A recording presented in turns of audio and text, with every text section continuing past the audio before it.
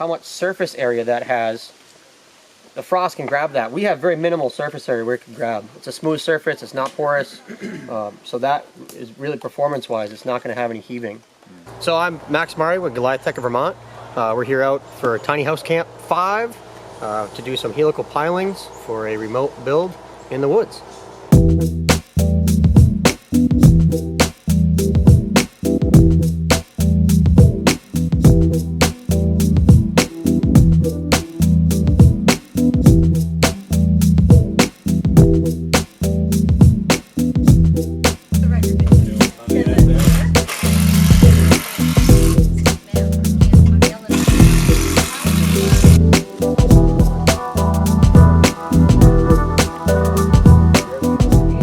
What are these traditionally used for? These screw piles are traditionally used in place of concrete. Exactly what you said. Very remote access. Maybe it's bad soil, or we don't want to cause a lot of damage to the surrounding environment. We can put screw piles in and be a lot stronger and hold more capacity than traditional concrete. You know, we did that structure here, which is an 8x8. We use 4 piles. That system alone will hold 22 to 24,000 pounds, and that went in a matter of 45 minutes. Now the driving mechanism, you have this mini excavator. You have a smaller unit where it's possible to actually go down trails, I believe? Absolutely, yeah. We have a smaller unit that's 42 inches wide, 2,800 pounds. It's a very light footprint. Exactly like you said, we can go right down a walking path with minimal impact.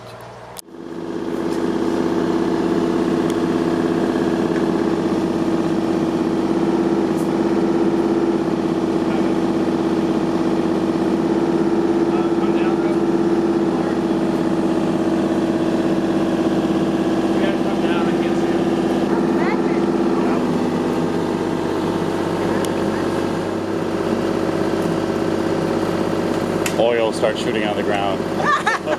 Yes!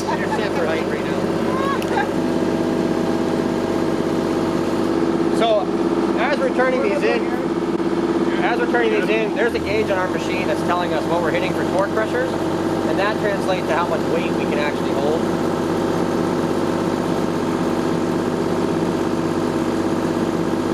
About 500 right there.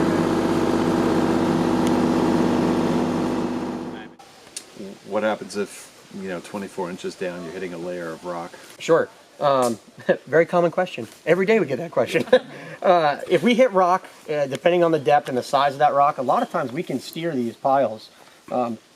Unlike an auger where you have multiple fins, you only have a single helix that has to work by that, and then we can steer it. The steel quality of this is very strong. It's a 60 KSI steel, meaning we can move that whole boom around and move this pile around and not compromise the integrity of it. I can work around a rock, or the other nice part is we come in with an excavator. If it, let's say you have a site and we do hit a big rock at 24 inches down. Yeah. If it's ledge, what we're going to do is take the pile out and we're going to switch over and do basically a pin to ledge concrete application. Very small footprint, but drill into that rock and get it to stay. If it's a rock the size of a wheelbarrow or basketball or something like that that's just giving us a problem, we'll just dig it up and move it. What's the price point in getting these installed or setting up? If you didn't price point, it does vary from franchise location, but on average you're probably about $250, $260 a pile installed.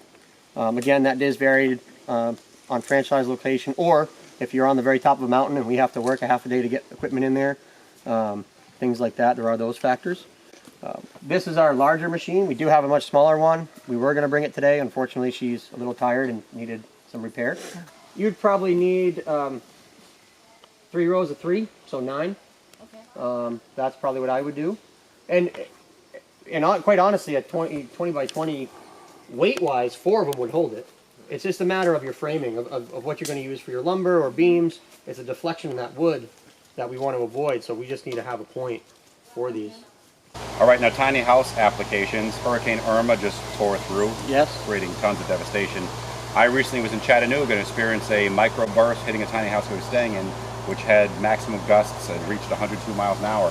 And the house was fine because it was tethered down, much like mobile homes. Do you guys do a lot of that kind of stuff? We can, yeah, we certainly do that. One of the great things about helical pilings is the amount of tension that we get in the soil. Yeah. It's not all about holding capacity of what we can hold on top.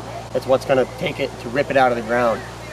Helical pilings are far more holding tension than any type of concrete pier. Okay. We do many applications for mobile homes in that regard. In fact, many mobile homes that are manufactured homes that we do don't require an additional tie-down system because they rely on our pile for that. We make a wide range of sizes. This is just a 4x4 saddle. This will accommodate a doubled up beam or, you know, a dimensional 4x4 piece of lumber. We have other ones 6x6. We have rough cut ones. And I know we were saying, I don't know if they can hear some of the footage, docks, bridge, boardwalk pilings. Yep. I mean, you know, base of whatever hunting camps. It's been Correct. used for just about anything. What about sandy soil? Is that possible? Like very sandy soil? Very sandy soil is possible. We have a wide range of piles, pile sizes and helix sizes to accommodate the various soils that we have. Gotcha. We also have the ability to go deeper, so we can get into that next layer of soil, that potentially stronger soil or better clay that we'd like to bite into. You guys moved in there with the excavator, and it took between setting up and actually blazing the path and putting in 4 posts maybe an hour, let's say. Yep. Is that typical? Because that was pretty darn quick. That's pretty typical. Given good soil, that's pretty typical. If we get into an area where we have to cut piles and adjust, that may take some time, but typically it is a very quick process. And there's no concrete drying time either. So basically, those cradles, I could put some rim joists, you know, or across them and start building now. Right. Right. What are we doing filming this video? I should be. Yeah, we should be over there. See you, Max. What's the longevity of these? Typically, that galvanized coating will be about 75 years here in Vermont soils, and then you have that steel integrity still for another 10, 15, maybe 20 years after that. So we'll long be dead, and those things will still be fine. Right, Yeah. right. On an uplifting note. Now, you guys are you're all over the country, but you're also regionally here. You guys are based in the Burlington-ish area? We're based in the Bristol area. Bristol, okay. But we cover the whole state of Vermont. Okay. And that's very typical for other franchises. Either there's multiple franchises in a state, or there's a single franchise that covers the entire state. Anything I'm missing? Because I'm sure there's going to be some frequent questions. Like, what are the most commonly asked questions, concerns people have? The most common question is, what about ledge? And what about rock? Yeah, okay. That we have the capability to come in with the excavator, as you saw, and move those rocks out of our way. Ledge is a different story, obviously. We end up pinning to ledge or concrete application. Yeah. In saying that, we can do that. It's using the same the contractor to do that. So it's still not very loss in time. What's the maximum depth you can drill with these screw piles? It all depends on soil. We have some here in Vermont that are 40 feet in the ground. Oh, wow. I know other franchises, particularly Florida, has them even deeper than that.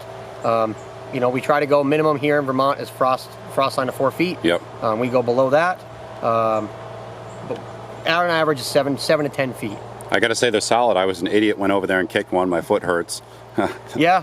Most people have to do it once. Yeah. Have to do it once. No one else followed suit afterwards if they saw me muttering swears.